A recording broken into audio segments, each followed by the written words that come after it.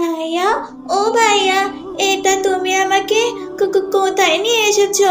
চারদিকে কিরকম ভয়ঙ্কর ডাক! ওরে বাবা! একে একে ভাইয়া, তুমি আমাকে বেঁধে ফেলেছো কেন? ভাইয়া, আমাকে মায়ের কাছে নিয়ে চলো। আমি যে মায়ের কাছে যাব। মা, বাবা, আমাকে বাঁচাও। আমাকে কেউ না মামা। মা হাফসা, তুমি ভয় পেও না, আমরা আসছি মা। তুই তো অনেক সময় ধরে গেম খেলেছিস, এবার দে ফোনটা আমার কাছে দে। একটু পরে নে, তোর কাছে যখন মোবাইলটা থাকে তখন কি আমাকে দিস? তুমি এক্ষুনি দাও, নয়তো কিন্তু আমি মাকে বলে দেব। এই বলে দিলাম। যা, বল গিয়ে মাকে, দেখি মা আমাকে কি করতে পারে। স্নিগ্ধ মায়া অপরূপ সাজে খুন বাহারি শোভা। মা, ও মা, তুমি ভাইয়াকে বলো না ফোনটা আমাকে দিতে। সে অনেকক্ষণ ধরে ফোনে গেম খেলছে। তোদের জ্বালায় আমি আর বাঁচবো না। আয় আয় আমার সাথে। ধর ধর ধর, ওকে মার, ওকে মার। আরেকজন আমার কাছে আসো, আমাকে ডাউন করে ফেলেছে, তাড়াতাড়ি আসো, মারো মারো। রাকিব, এই রাকিব, ফোনটা এখন ওর কাছে দাও বাবা। আরে যা ভাগ, তোকে মোবাইল দিব না। আরে চালু করো, রিভাইভ দে, তা না হলে মরে যাবো, মরে গেলাম তো। আরে আরে যাবি না, তোকে মেরে দিবে। এই রাকিব, ফোনটা হাফসার কাছে দাও। ও ধুত্তুরি না মা, তুমি, আমি ভেবেছি হাফসা। মা, এখন পাবজি খেলছি, এখন ফোন দেওয়া যাবে না। দেখেছো তো মা, তুমি দেখেছো? তোমার কোনো কথাও শোনে না, ও একদম বয়রা হয়ে গেছে। তখনই সেখানে রাকিবের বাবা চলে আসে। রাকিব তার বাবাকে দেখে ফোনটা তার মায়ের হাতে দিয়ে দাঁড়িয়ে যায়। কি সবাই দেখি এক জায়গায়? বাবা, ভাইয়া না গেম খেলছিল জানো, তোমাকে দেখে ফোনটা মায়ের কাছে দিয়ে দিয়েছে। কখন? আমি তো গেম খেলতেই পারি না বাবা, তুমি বিশ্বাস করো, ও মিথ্যে বলছে, খালি আমাকে ফাঁসায়। দেখো নবাবের মতো কেমন দাঁড়িয়ে আছে, একেবারেই যেন কচি খোকা, কিছুই জানে না ওরা। রাকিব, হাফসা, যাও ঘরে যাও। আচ্ছা আচ্ছা বাবা, ঠিক আছে, যাচ্ছি। তবে তুমি ভাইয়াকে কিন্তু শাস্তি দিও, কেমন? উড়ে যায় পর্বত চূড়া হয়ে কি বুঝলে তুমি? কি আর বলি, তারা যে নষ্ট হয়ে গেছে।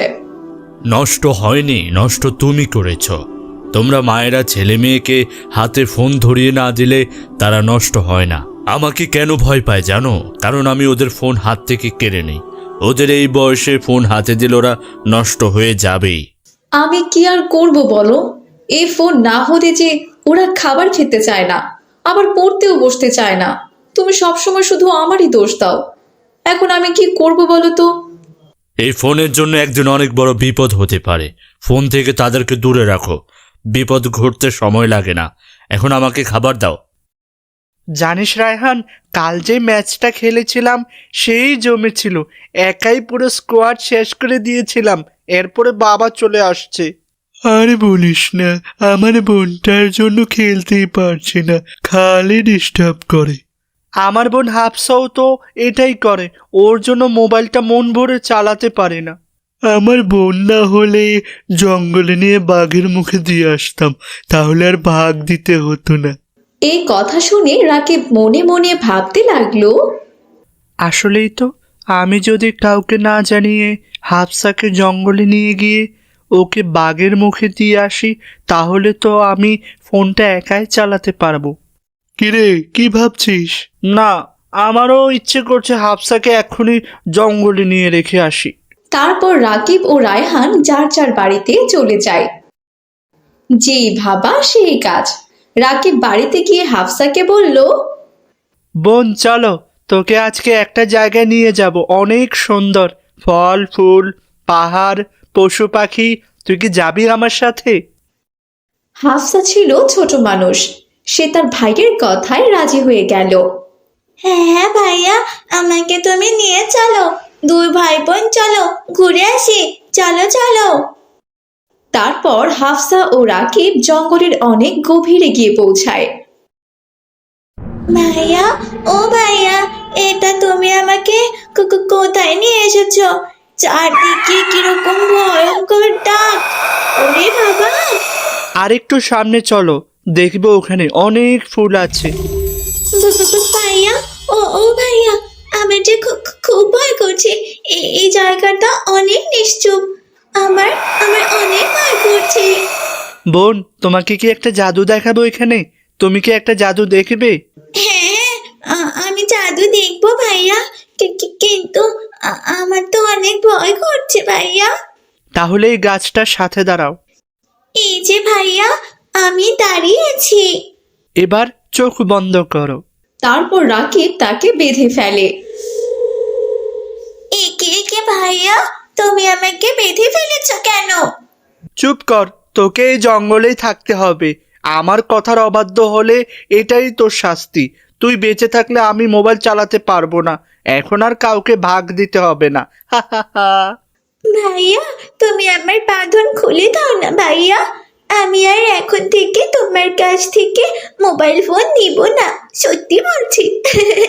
ভাইয়া, আমার বাঁধন তুমি খুলে দাও। চুপ কর, তোকে এখানেই মরতে হবে। মোবাইল এখন থেকে আমার। হা হা হা হা। ভাইয়া, আমাকে মায়ের কাছে নিয়ে চলো। আমি যে মায়ের কাছে যাব। হাফসাকে গাছে বেঁধে রেখে রাকিব সেখান থেকে বাড়িতে চলে যায়।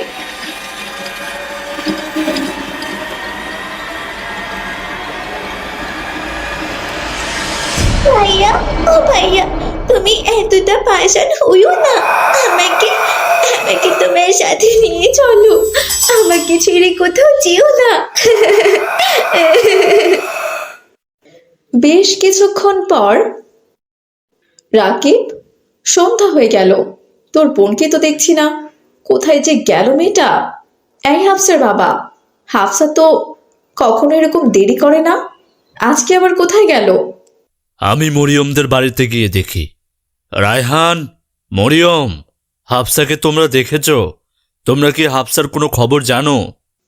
আঙ্কেল, আমার তো আজকে হাফসার সাথে দেখাই হয়নি।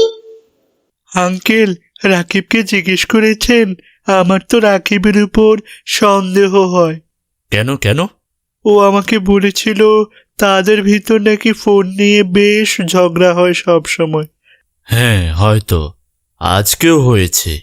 আঙ্কেল, কানে কানে শুনুন।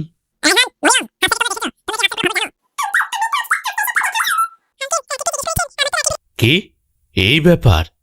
তুমি আসো আমার সাথে। রাকিবকে নিয়ে হাফসার বাবা তাদের বাড়িতে রওনা হয়। আঙ্কেল, আমি রাকিবের রুমে যাচ্ছি, আপনারা কেউ আসবেন না।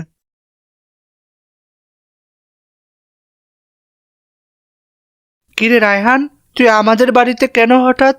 রাকিব, আমি তো আজকে আমার বোন মরিয়মকে জঙ্গলে নিয়ে পাহাড় থেকে ধাক্কা দিয়ে ফেলে দিয়েছি, কেউ দেখেনি। তার কথা শুনে রাকিব সাহস পেয়ে সব কথা বলে দেয়। আর আমারটা এখনো মনে হয় মরেনি। বুঝলাম না, কাউকে বলিস না যেন। আমি তো হাফসাকে গাছে বেঁধে রেখেছি, জানি না বাঘে কি এখনো খেয়েছে নাকি খায়নি। আমিও যদি পাহাড় থেকে ফেলে দিতাম তাহলে এতক্ষণে হয়তো মরে যেত। সত্যি বন্ধু? তখন সেখানে রাকিবের মা বাবা চলে আসে। রাকিব, ছি, তুমি তোমার বোনকে ফোনের জন্য জঙ্গলে রেখে এসেছো। তোমার বোনের জন্য একটু মায়া হলো না? এই হাফসার মা, তোমাকে বলেছিলাম না তাদের হাতে ফোন দিতে না? তারপর রাকিবকে নিয়ে তারা সেই জঙ্গলের ভিতরে চলে যায়।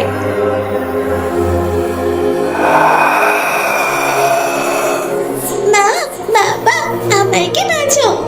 আমাকে কেউ না মামা। আমার ভাই আমাকে একটু ভালোবাসে না। তুমি দয়া করে আমাকে কেউ না।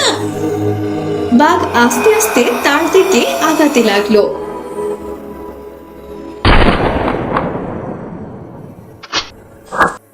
বাঘ বন্দুকের আওয়াজ পেয়ে সেখান থেকে চলে যায়। মা হাফসা, তুমি ভয় পেও না, আমরা আসছি মা। মা, বাবা, তোমরা এসেছো? মা, আমার মা, তোমার তোমার কিছু হয়নি তো মা? মা, ভাইয়া আমাকে এখানে এখানে রেখে চলে গিয়েছে। আমার জন্য ভাইয়ার একটু মায়া হলো না মা। ভাইয়াকে আমি অনেকবার বলেছি, ভাইয়া এখানে একা রেখে যেও না। জানো মা, ভাইয়া আমার কোনো কথাই শুনলো না। রাকিব, তুমি যা করেছো তা কি তুমি বুঝতে পেরেছো? তুমি একটু ফোন চালানোর জন্য তোমার বোনকে মৃত্যুর দুয়ারে ঠেলে দিলে। বাবা আমি কি করব, আমার ফোন চালাতে চালাতে অনেক নেশা হয়ে গিয়েছিল। আমি ফোন চালাতে না পারলে আমার মাথা খারাপ হয়ে যায়। আমি কখনো ভাবিনি যে এত খারাপ কাজ করব। এই মোবাইল আমাদের 5% উপকার করে আর 95% ক্ষতি করে। আজ থেকে আমরা আর টাচ মোবাইল চালাবোই না। এই মোবাইলের জন্য জেনা, ব্যভিচার, খুন খারাপি দিন দিন বেড়েই চলছে। হাফসার বাবা, আজ থেকে টাচ মোবাইল শুধু তুমি তোমার কাছেই রাখবে। আমরা মায়েরা আদরে আদরে ছেলে মেয়েদেরকে একদম নষ্ট করে দিচ্ছি। একদম ঠিক বলেছো তুমি। কেউ সন্তানকে মোবাইল দিবেন না, হোক সেটা ইসলামিক কার্টুন। হাফসা মামুনি, আমাদের জন্য দোয়া করো। হে পবিত্র সত্য এক ও অদ্বিতীয় আল্লাহ তাআলা, আপনি প্রমাণিত সর্বশক্তিমান আল্লাহ, যাকে কেউ মিথ্যা প্রমাণ করতে কখনোই পারেনি আর পারবেও না। আমাদের ভাই বোনদের মোবাইলের নেশা থেকে বিরত রাখুন। হে আল্লাহ তাআলা, আমাদের বাংলাদেশ, ভারত এবং ফিলিস্তিনি ও সকল মুসলিম ভাই বোনদেরকে ক্ষমা করুন। কাফেরদের তৈরি সকল খারাপি থেকে রক্ষা করুন। যারা মুসলিমদের উপর জুলুম করে তাদেরকে আপনি ধ্বংস করে দিন এবং কাফেরদের বিরুদ্ধে শক্তি দান করুন।